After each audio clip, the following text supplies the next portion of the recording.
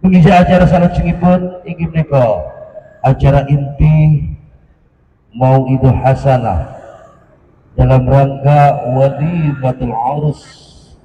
Fa insyaallah pada dipun sampaikan panjenenganipun Bapak Ustadz Setot saking Mojokerto ananging mriki kula kawula minangkani saking keluarga besar Bapak Itoyo menawi panjenenganipun hormat dateng panjenengan nopo kemawon tempat pasugatan atau kemawon kirang kayu kiripun kirang saenipun nggih manah panjenengan kawula minangka wakil nyuwun agungipun pangapunten dhateng panjenengan sedaya. Pun semanten ugi agen kawula matur menawi wonten kekhilafan ugi kawula ugi nyuwun agungipun pangapunten dhateng sedaya. Akhir kalam ihdinas siratal mustaqim. Wallahu muwaffiq ila aqwamit thariq. Assalamualaikum warahmatullahi wabarakatuh. Dumateng panjenengan Bapak Ustaz kawula sumanggaken mangke supados dipun tutup kalian barokahipun doa sepidah matur sembah nuwun.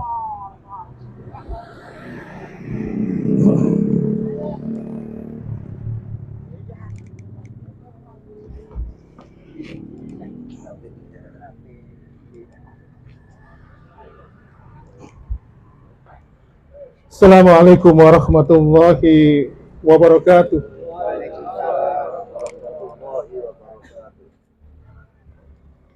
Alhamdulillahilladzi hadana li hada wa ma kunna linahtadiya laula an hadanallah. Asyhadu an la ilaha illallah wahdahu la syarika lah wa asyhadu anna Muhammadan abduhu wa rasuluhu alladzi la nabiyya ba'da. Allahumma shalli wa sallim wa barik ala Muhammadin wa ala alihi wa ashabihi wa man tabi'ahum bi ihsan ila yaumiddin. Wa ya ibadallah, usikum wa nafsi bitaqwa wa faqad fazal muttaqun. Qala ta'ala fi kitabil karim, a'udzu billahi samii'il 'aliim minas syaitonir rajim. Ya ayyuhalladzina amanu taqullaha haqqa tuqatih wa la tamutunna illa wa antum muslimun. Wa qala ta'ala, wa min ayatihi an khalaqa lakum min anfusikum aswaja litaskunu ilaiha wa ja'ala bainakum mawaddatan wa rahmah inna fi dzalika la ayatil liqaumin yatafakkarun. Nun sewu Pak, kula asline teng mriki ndredeg Pak. Untungnya dikei kursi, mboten ketawuran nek sikil koni gayaran nggih. Niki mau kula sadarenge badhe mriki niku disanjangi Pak Anang nih. Sing dadi manten ustad ya. Dan ustadzah. Kemudian saya lihat lingkungannya juga lingkungan yang islami. Dan sedangkan diri saya niki juga punya banyak kurangan. Itu yang pertama. Yang kedua, Bapak pembawa acara tadi ndamel basa Jawa. Nah, kula niki kan mboten saged. Mosok kok nggawe basa Jawa ya apa carane ngomong iki. Soalnya kula niki tiyang embongan, Pak nggih. Sehari-hari hidupnya di jalanan. Niki mawon injing jam itu kula pun berangkat teng daerah Jabon dekat Juanda. Setelah itu menuju Pasuruan ya. Daerah Grati perbatasan Probolinggo. Alhamdulillah pulang nyampe Mojokerto jam 2. Terus akhirnya bisa menepati janji. Jadi sakjane Pak nggih. Teng Mojokerto niki, teng malam ini tuh ada 2 acara, Pak. Acara pertama di pendopo pemerintah kota Mojokerto. Ada acara, kemudian di pembukaan pasar baru dekat rumah saya, namanya Pasar Semeru, Pak. 2 acara. Tapi saya lebih memilih untuk hadir di sini. Kenapa? Karena acaranya di Mojokerto saya tidak diundang, Pak. Makanya saya hadir di sini. Kalau saya hadir nanti namanya tamu yang tidak diundang. Oleh karena itu, ma'asyiral muslimin wa sumuratul mukminin rahimakumullah. Ya, saya juga merasakan betapa bahagianya Pak Pitoyo karena bisa melepaskan tugas tanggung jawab seorang orang tua. Katanya Nabi, perkara yang tidak boleh ditunda itu salah satunya adalah Pertama, bayar utang, ya, nggak boleh ditunda, Pak. Yang kedua, menikahkan anak perempuan. Jadi ketika seseorang itu, ya, seorang mukmin, seorang muslim, punya anak perempuan, dan dinikah, no. Nah, itu sesuatu perkara yang baik.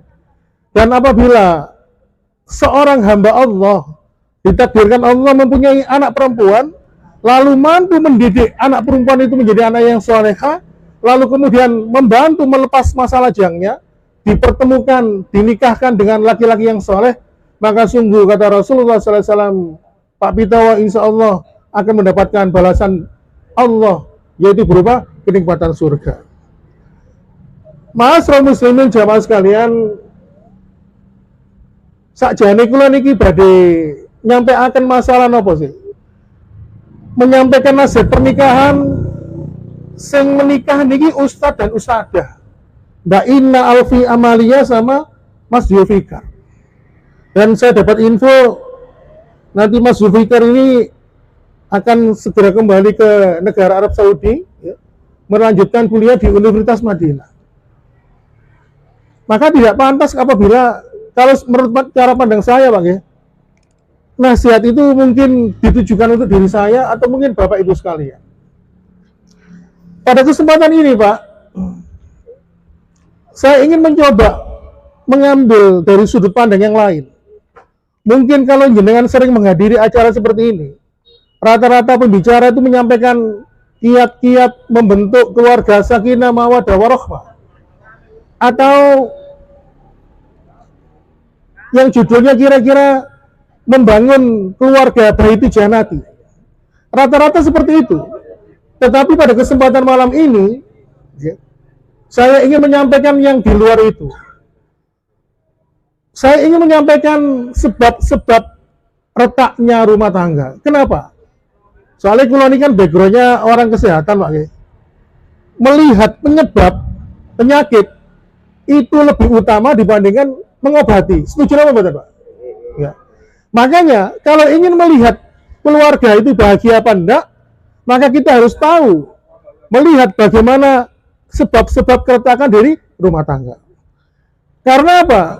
Tentu mereka yang menikah, kalau ditanya, nggak mungkin bahtera rumah tangga mereka itu berakhir di mana? Di pengadilan agama. Kalau misalnya mereka yang menikah, nggak mungkin mereka pernikahannya berakhir dengan jatuhnya talak atau perceraian.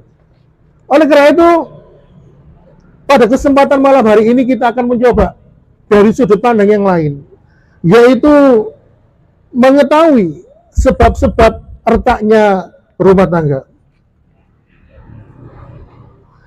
Yang pertama, penyebab retaknya rumah tangga itu yang pertama adalah karena salah niat. Jadi nikahnya itu niatnya salah.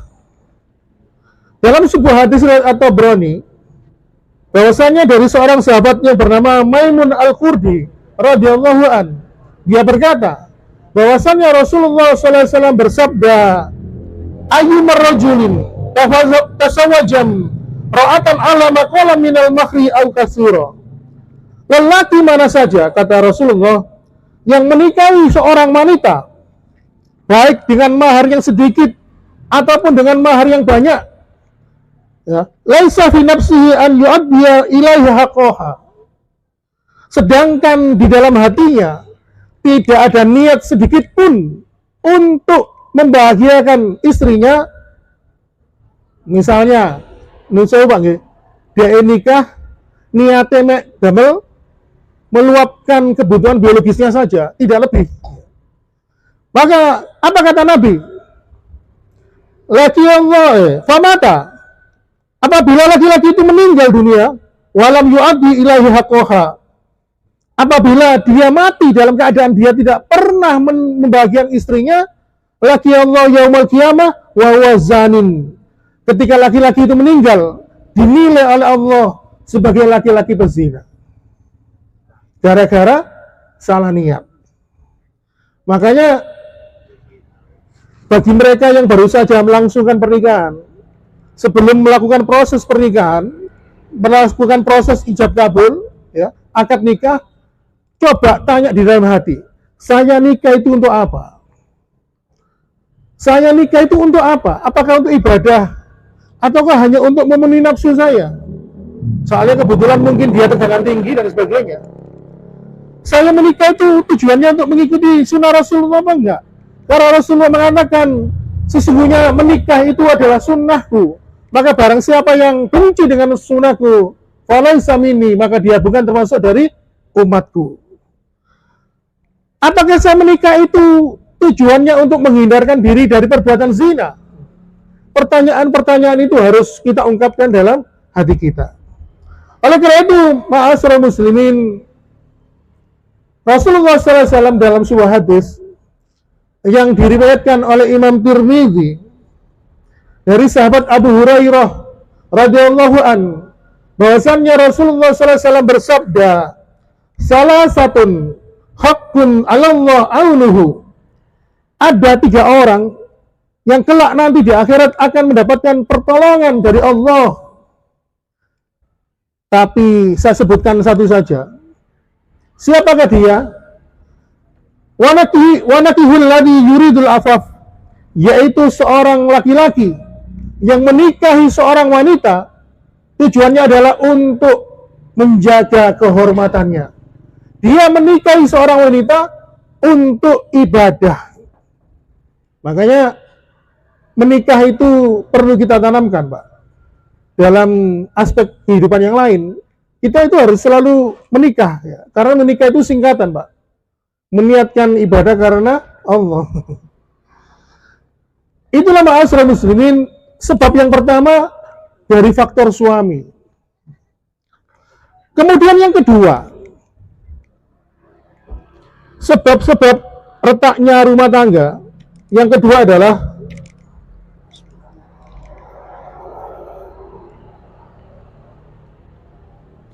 seorang istri, seorang wanita yang tidak pandai bersyukur dan banyak menuntut suaminya.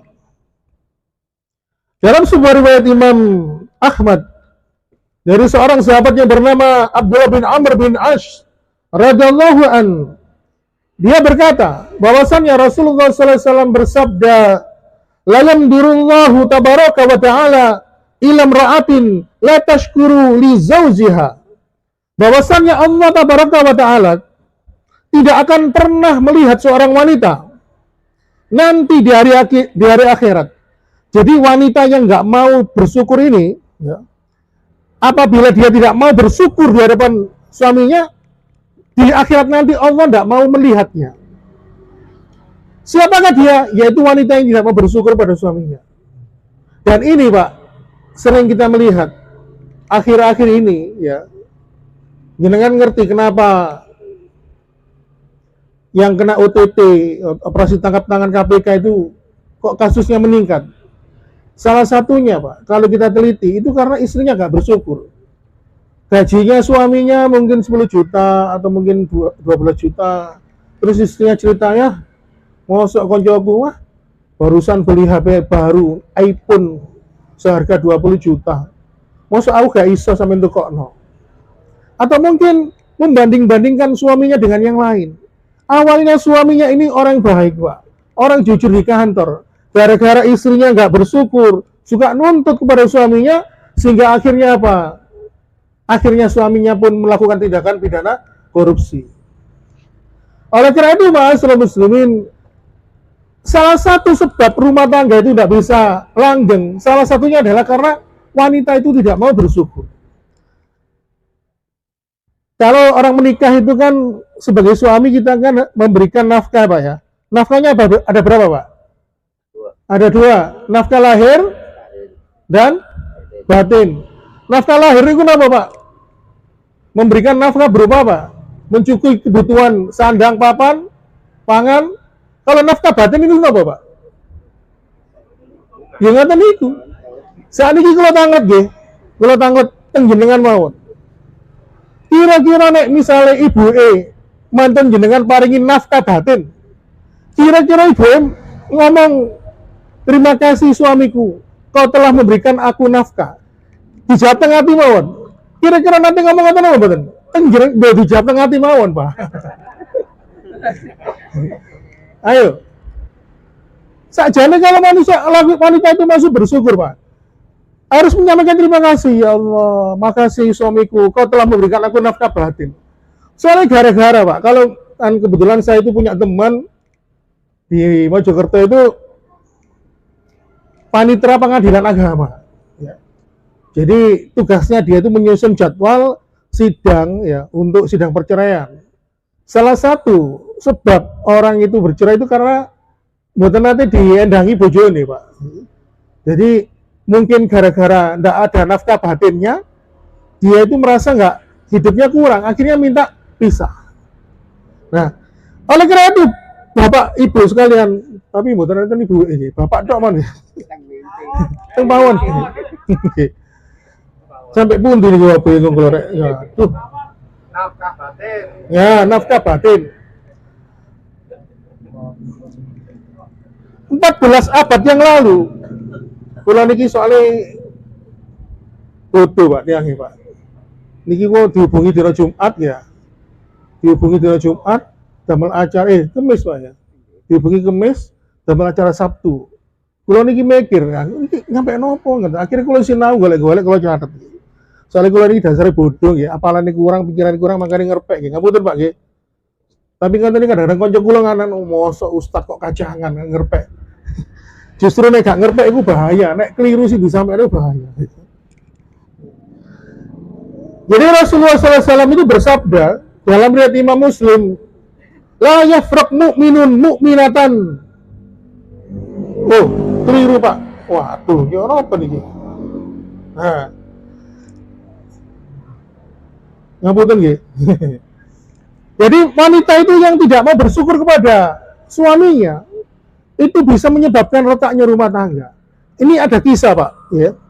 Ada kisah di Jakarta, ada seorang ustadz itu yang secara khusus itu melayani konsultasi masalah pernikahan. Ternyata dia rela menikah lagi dengan pembantunya atau pegawainya. Kenapa? Karena istrinya itu selalu memberikan penghargaan, memberikan pride, kebanggaan kepada dirinya. Sedangkan istri pertamanya selalu menuntut yang kurang baik untuknya.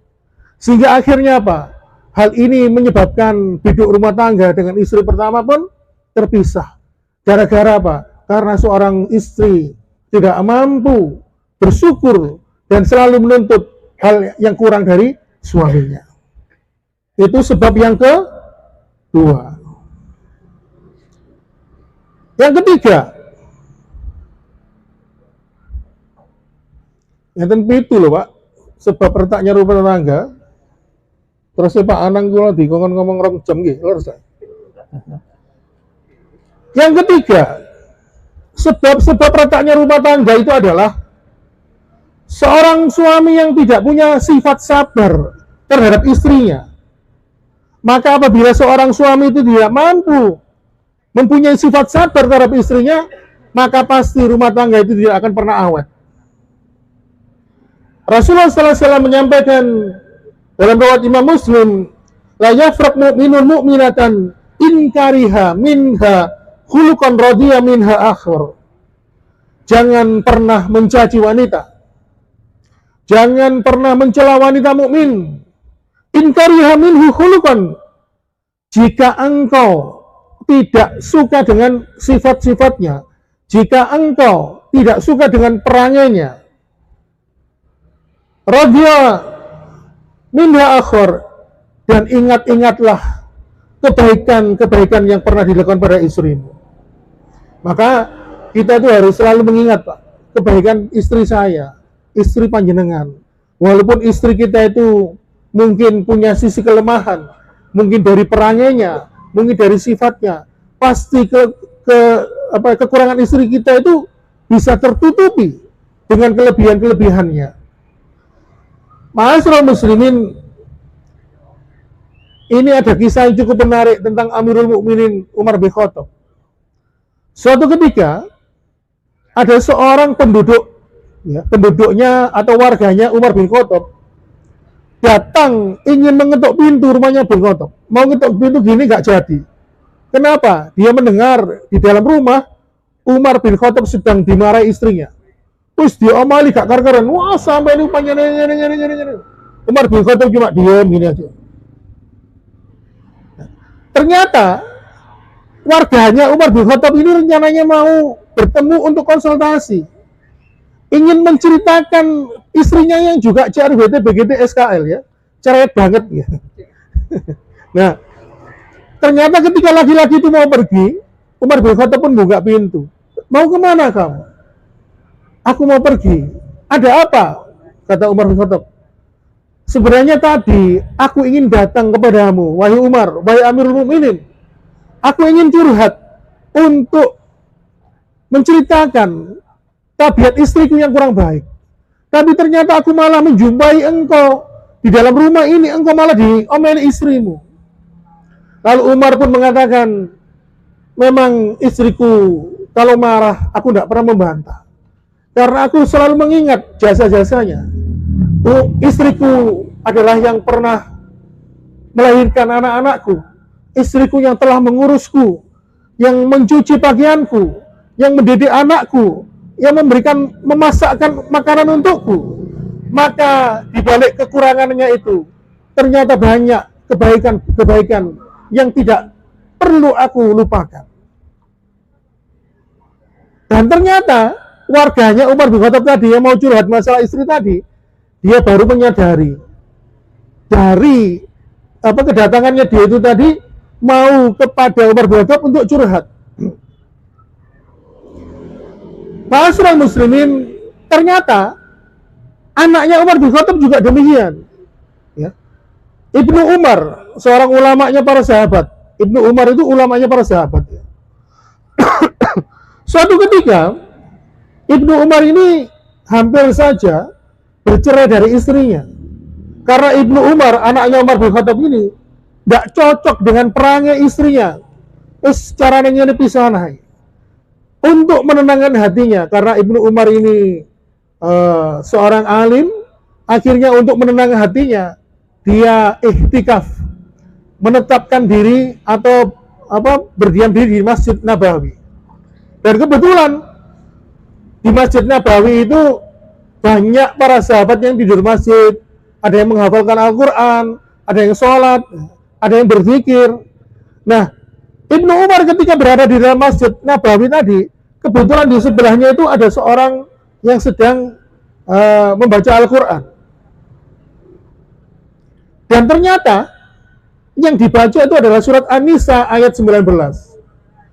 Ketika Ibnu Umar mendengar ayat 19 dari surat An-Nisa ini dibaca, lalu dia tercerahkan, baru sadar bagaimana dia harus sabar dengan istrinya. Di ayat itu disebutkan Allah Subhanahu wa taala berfirman di surat An-Nisa ayat 19, "Fa in karihtumuhunna fa asa an takrahu syai'a wa yaj'alallahu fihi khairan katsira." Jika kamu, kata Allah, jika kamu tidak menyukai sifat atau perangai dari istrimu, maka bersabarlah. Karena boleh jadi kamu tidak menyukai sesuatu, padahal Allah menjadikan kebaikan yang banyak dalam diri istrimu. Akhirnya setelah mendengar surat surat An-Nisa ayat 19 ini, Ibnu Umar seakan-akan baru tahu, baru mendengar ayat ini, padahal Ibnu Umar kan juga hafal Al-Quran. Lalu akhirnya dia pun kembali ke rumahnya, dia kembali rujuk dengan istrinya, dan akhirnya apa? Hikmahnya, salah satu hikmahnya adalah salah seorang putra dari Ibnu Umar ini kelak ya dikenal sebagai seorang ulama yang besar.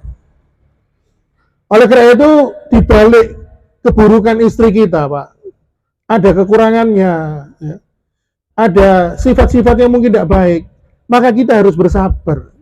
Karena ibadah yang paling panjang, yang tidak akan pernah putus itu adalah ibadah nikah.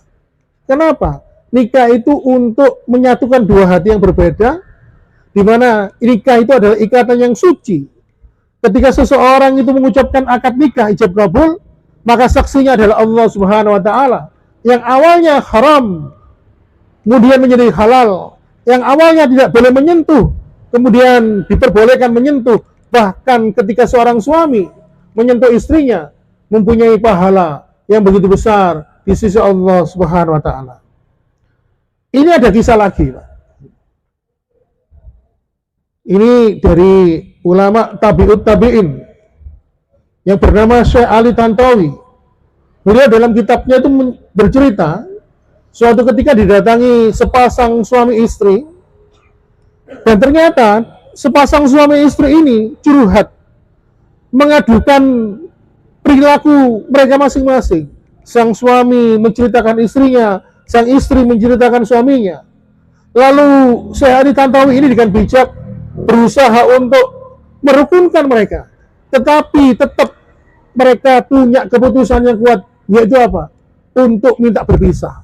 Padahal mereka ini sudah menikah selama 17 tahun dan sudah dikaruniai 4 orang anak. Akhirnya apa? Syekh Ali Tantawi pun mengatakan, ya setelah kalau gitu, aku pesan kepada kalian, nanti setelah 3 hari kalian kembali lagi ke sini, ketemu aku. Tolong diresapi, tolong dimaknai, coba diingat-ingat lagi. Ketika kamu sendiri, biasanya tidur berdua, sekarang tidur sendiri. Coba diingat-ingat, biasanya makan disiapkan bagi suami, sekarang kamu harus menyiapkan makananmu sendiri. Atau untuk istri, biasanya kamu kemana-mana, belanja ke pasar di antar suamimu, sekarang kau harus belajar berangkat sendiri. Coba diingat-ingat. Ternyata Syekh Ali Tantawi pun apa? Memberi PR untuk memaknai satu penggalan ayat dari firman Allah Subhanahu wa taala di surat Al-Baqarah ayat 237. Di situ Allah Subhanahu wa taala mengatakan, "Wala tansawul fadla bainakum." Dan janganlah kalian saling melupakan kebaikan kalian selama dalam menempuh rumah tangga. Ketika memikirkan ayat ini, sang suami ketika sendiri mengingat-ingat kebaikan istrinya. Begitu juga istrinya ketika sendiri mengingat-ingat kebaikan suaminya. Akhirnya mereka pun menangis. Dan setelah 3 hari, sepasang suami istri pun kembali ke hadapan Syekh Ali Tantawi dan menceritakan, ternyata istriku banyak sekali jasanya untuk aku. Dijelaskan panjang lebar. Istri dikatakan, suamiku juga punya banyak jasa untuk aku. Sehingga akhirnya apa? Mereka yang awalnya kekeh minta berpisah, karena mengingat satu kebaikan mereka dengan yang lainnya, mereka akhirnya pun menetapkan hatinya untuk kembali bersatu. Inilah kalau kita mengingat-ingat bagi seorang suami, mengingat-ingat jasa seorang istri, kita harus menyadari, mungkin istri kita itu cerewet, ngomel-ngomel, mungkin capek ngurus rumah tangga. Mungkin dari pagi, sebelum kita subuh bangun, istri kita sudah bangun, menyiapkan segala sesuatunya, menyiapkan makanan untuk makanan pagi hari, untuk sarapan, kemudian mencuci baju, membersihkan rumah dan sebagainya. Bahkan kalau punya anak kecil, harus selalu mengawasi anaknya itu. Jangan sampai jangan sampai anaknya itu mendapatkan bahaya di luar pengawasannya. Sungguh dapat dibayangkan betapa capeknya seorang istri. Maka bagi seorang suami yang tidak punya sifat sabar terhadap istrinya, maka dapat dipastikan bahwa rumah tangganya itu tidak akan pernah langgeng, tidak akan pernah awet. Kemudian berikutnya, yang keempat, sebab-sebab retaknya rumah tangga adalah seorang suami dan seorang istri tidak pandai menjaga pandangan. Apa kata Allah? Di dalam surat An-Nur ayat 30 dan 31. Monggo nanti dibaca sendiri di rumah. Di situ Allah Subhanahu wa taala berfirman, yang artinya, katakanlah kepada laki-laki yang beriman agar mereka menjaga pandangannya. Lalu di ayat 31 Allah mengatakan, dan katakanlah kepada para wanita yang beriman agar mereka menjaga pandangannya. Jadi kita itu kalau sudah punya suami, sudah punya istri, kita tuh harus menjaga pandangan. Contoh misalnya, kasusnya Imam Syafi'i. Ketika di pasar, tidak sengaja melihat ada seorang wanita betisnya tersingkap kena angin, kelihatan oleh Imam Syafi'i, sehingga akhirnya apa? Hafalan Al-Qur'annya hilang, hafalan hadisnya hilang. Kemudian dia mengadu ke gurunya, maka itu disebabkan karena dosa pandanganmu. Kamu harus bisa menjaga pandangan. Kemudian juga ada kasus lain, seorang santri yang datang kepada gurunya, wahai guruku, aku dulu pernah merasa istriku adalah orang yang paling cantik di dunia. Tapi sekarang kenapa? Aku ketika memandang istriku sudah tidak cantik lagi. Lalu gurunya mengatakan, karena engkau tidak menjaga pandangan, jauhilah perbuatan dosa. Ghodul basar, jagalah pandanganmu. Akhirnya setelah 20 hari dilakukan oleh santri itu, dia mengatakan, wahai guru, ternyata sebelumnya kalau aku memandang istriku penuh banyak kekurangan, lebih wanita lain lebih cantik daripada istriku. Sekarang aku merasa bahwa istriku adalah wanita yang paling cantik di dunia ini. Makanya Rasulullah SAW pun memberikan keteladanan kepada kita. Jadi Nabi itu pernah di pasar ketemu wanita cantik ya, untuk melampiaskan gairahnya tadi. Maka Nabi pun segera pulang menuju istrinya untuk menumpahkan hasrat kerinduannya. Makanya Pak, kalau jenengan di luar ya, ketemu wanita yang cantik mempesona, maka segera datangilah istri jenengan untuk melampiaskan itu. Tapi saya kerja. Biasanya kalau di tempat kerja di pabrik kan banyak wanita cantiknya ya. Kebetulan saya ini sering datang ke perusahaan, rata-rata wanitanya cantik-cantik Pak, terutama kalau customer service-nya. Jadi, masa saya harus pulang kerja ya video call aja lah. Kalau istriku gimana melihat wajah istrinya yang cantik? Ya mas, tak video call ya, pasti mari ndelok wong wedok ayu gitu. Jadi istrinya tahu, berarti setiap suaminya video call berarti mari ndelok wong wedok ayu. Oleh karena itu ibu-ibu yang di belakang ya, kalau misalnya bapak-bapak tiba-tiba kok nyuwun njenengan paringi Bu, niku berarti bapak-bapak niku suami panjenengan itu ingin menjaga kehormatannya, menjaga agar dirinya itu senantiasa hatinya terpaut dengan ibu-ibu. Yang kelima, pun sak jam setengah ya. Yang kelima, sebab retaknya rumah tangga adalah apabila suami dan istri, kalau tadi kan penyebabnya suami, kemudian penyebabnya istri, sekarang adalah apabila suami dan istri, dua-duanya berarti ya, tidak berbakti kepada orang tua. Seorang anak itu Pak, tugasnya itu berbakti kepada orang tua. Perlu diketahui ketika seorang laki-laki dan wanita menikah, kalau seorang wanita sudah menikah, maka dia sudah tidak punya tugas, kewajiban untuk berbakti kepada orang tuanya. Tugasnya adalah berbakti kepada suaminya. Tetapi sekarang suaminya yang punya tugas berbakti kepada orang tuanya sendiri dan juga berbakti kepada mertua. Makanya seorang istri itu harus bisa membantu suaminya berbakti kepada orang tua dan mertuanya. Tidak ada sejarah mencatat seorang suami dan istri yang tidak berbakti kepada orang tuanya mendapatkan kebahagiaan. Tidak ada. Kalau misalnya ada, itu pun sifatnya sementara. Jenengan tahu kalau di daerah sana kan banyak tambak Pak, daerah Cermi, Bobo ke utara nggih. Pak ngerti Bobo Pak? Soalnya kalau yang Cermi aja nih. Yang Cermi ke utara kan banyak tambak bandeng. Jenengan ngerti Pak? Bandeng itu kalau masih bibit kan namanya nender kan. Diparingi panganan terus dicucu supaya awalnya tambah cepat, tambah gede, tambah lemu. Ditimbang supaya abot. Begitu dia mendapatkan kesenangan setiap hari mendapatkan makanan, tiba-tiba ketika masa panen dia kaget, langsung dicodek dan dimasukkan ke dalam penggorengan. Orang hidup dalam kehidupan dunia juga gitu, namanya istidrat.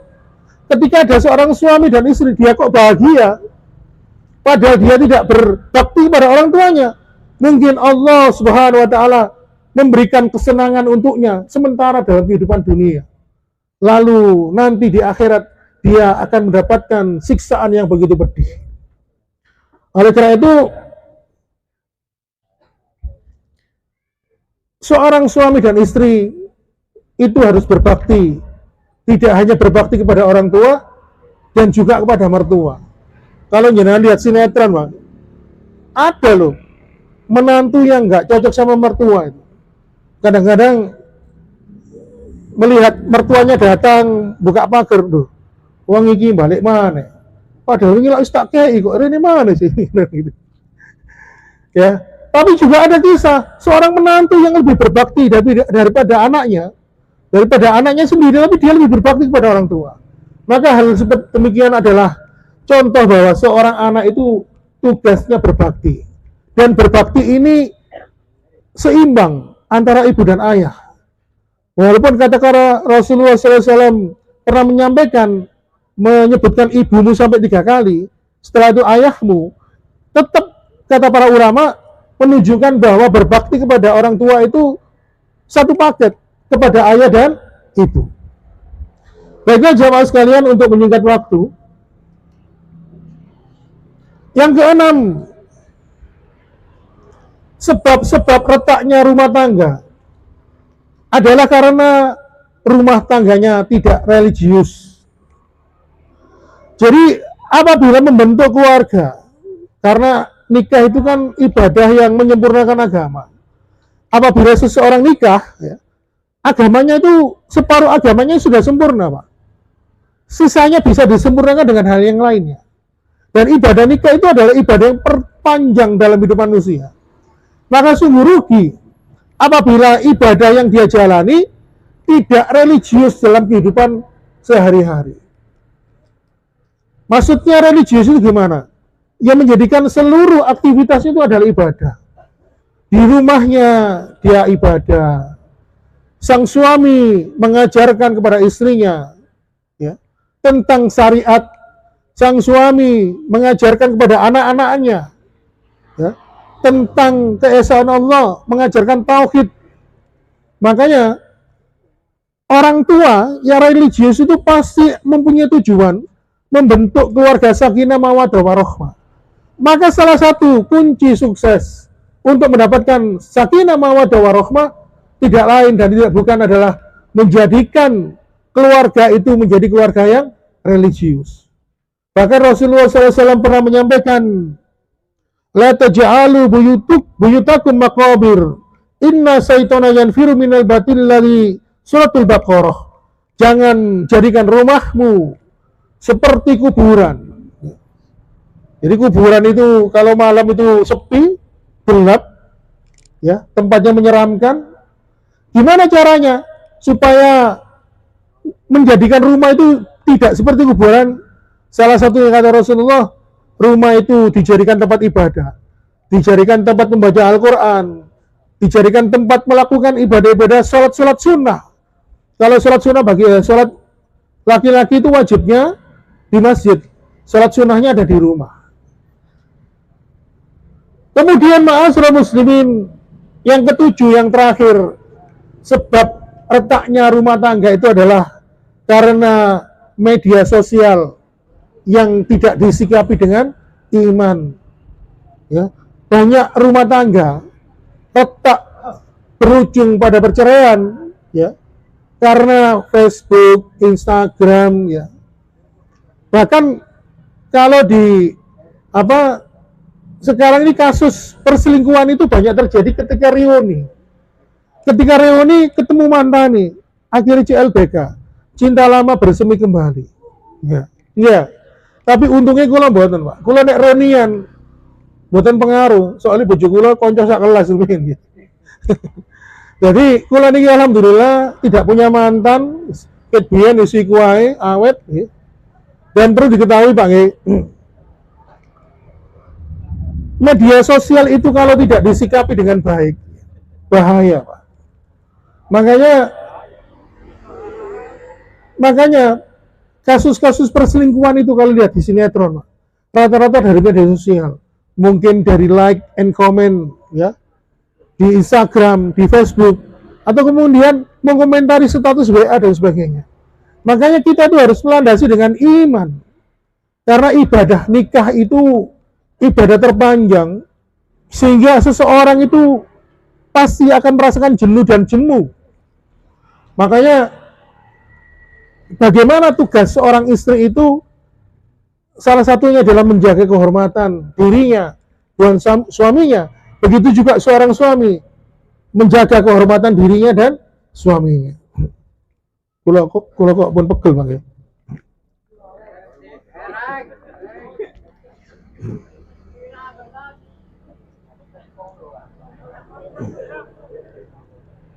Soalnya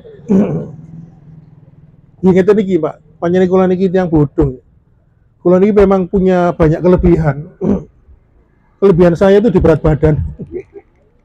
Jadi kelebihan saya itu ya siniku mau iso ngomong, tapi kadang-kadang sing diomongno iku mboten ini sini. Makanya supaya golek isi ngeten iki. Saya juga tanya ke Pak Anang, "Loh Pak, kok milih saya?" Kan di daerah Krian dan sekitarnya ini kan kalau saya lihat itu banyak sosok guru yang lebih mumpuni. Ada beberapa ustadz yang saya kenal di daerah sekitar Krian itu yang lebih alim ya. Tetapi saya kenapa kok dipilih untuk menyampaikan ini? Ya mungkin itu adalah sebagai bentuk latihan untuk saya. Oleh karena itu, ma'asyiral muslimin, untuk menyingkat waktu, maka saya mendoakan beriring doa semoga rumah tangga yang dibina oleh Mbak Ina Alfi Amalia bersama Mas Zulfikar Zuriadin Nasrullah, semoga Allah jadikan rumah tangganya sakinah mawaddah warahmah fid dini wa dunia wal akhirah. Dan bagi bapak-bapak yang diundang dan ibu-ibu yang di belakang yang hadir di sini, tugas panjenengan adalah mengucapkan berkah. Semoga berkah dengan ucapan barakallahu laka wa baraka alaika wa jama'a bainakuma fi khair. Demikian yang dapat kami sampaikan, karena tadi sudah dibuka, maka otomatis yang buka juga yang menutup. Monggo ditutup dengan doa, karena kula niki kuatir donga kula niki mboten nyampe ya. Mungkin jenengan lebih senior dari saya. Demikian Bapak Ibu sekalian yang dapat kami sampaikan. Sesungguhnya kekurangan itu ada mungkin dalam diri saya, mungkin dari segi penyampaian bahasa, mungkin ada yang menyinggung perasaan dan sebagainya. Mohon maaf yang sebesar-besarnya, dan perlu diketahui bahwa kebenaran itu hanya milik Allah Subhanahu wa taala. Demikian yang dapat kami sampaikan. Assalamualaikum warahmatullahi wabarakatuh.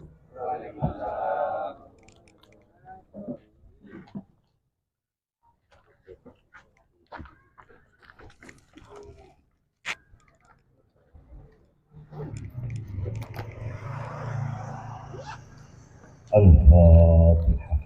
A'udzubillahi minasyaitonir rajim. Bismillahirrahmanirrahim.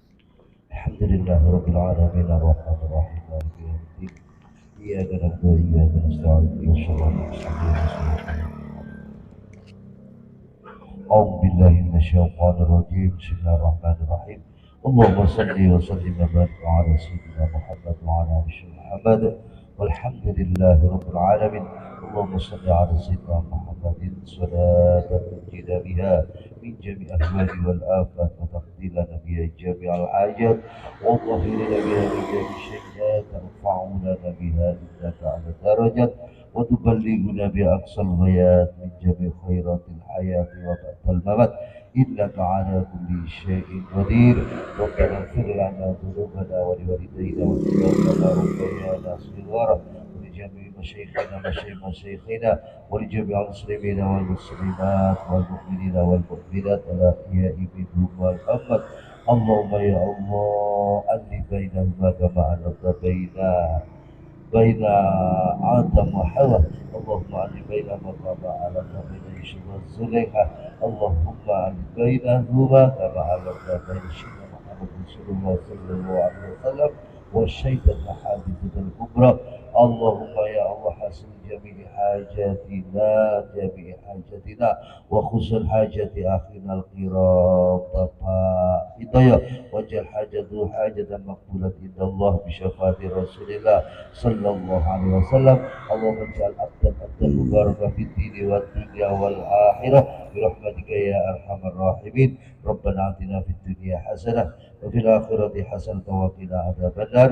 Sallallahu ala sayyidina Muhammad. Alhamdulillahi rabbil alamin. Fatihah.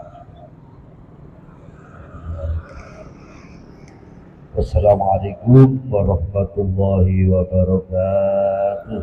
Waalaikumsalam.